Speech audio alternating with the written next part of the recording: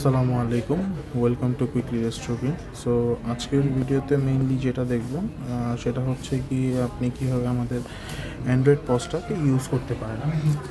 So এটা হচ্ছে আমাদের অ্যান্ড্রয়েড পস রেস্টুরেন্টে। সো এখান থেকে একদম ইজিলি আপনি যে অর্ডারগুলো কীভাবে নেবেন সেটা হচ্ছে কি সিস্টেম করা যায়। যেমন হচ্ছে যে প্লাস বাটনে চাপ দিলে আমার এখানে টেবিলগুলো চলে আসতেছে, কোন টেবিলে খাবার যাবে সেটা আমি সিলেক্ট করলাম এবং আমি এখানে টিক চিহ্ন দিয়ে কাস্টমারের ইনফরমেশন নিতে পারতেছি।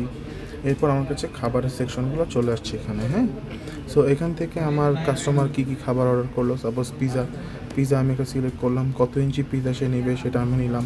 এখান থেকে যদি আরও কিছু অ্যাড করতে চায়, মাশরুম বা হচ্ছে চিজ যদি অ্যাড করতে চায় সেখান থেকে অ্যাড করতে পারতেছে, অ্যাড করে ফেললাম।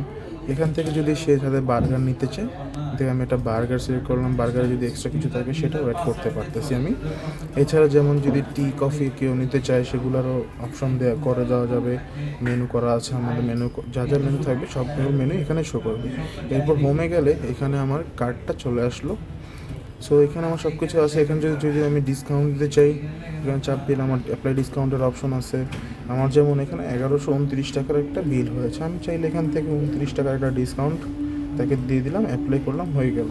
দেখেন এখান থেকে একটা অপশন আছে সেন্ড টু কিচেনে দিলে কিচেনে একটা অর্ডারটা চলে যাবে। সো কিচেন থেকে অ্যাকসেপ্ট করার পরে আপনার এখানে জেনারেট বিলের অপশন, জেনারেট বিল করবো কাস্টমার ইনফরমেশন দিয়ে।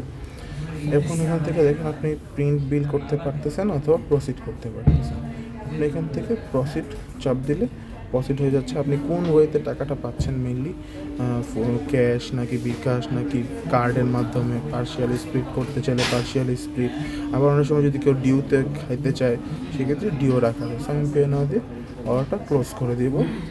এবং খুব সহজে আপনি যদি একটা ব্লুটুথ ডিভাইস প্রিন্টার থাকে সেক্ষেত্রে আপনি প্রিন্ট রিসিপ্ট সহ দিলে এখান থেকে ডান দিয়ে দিলে রিসিপ্টটা প্রিন্ট হয়ে কাস্টমারকে চলে যাবে।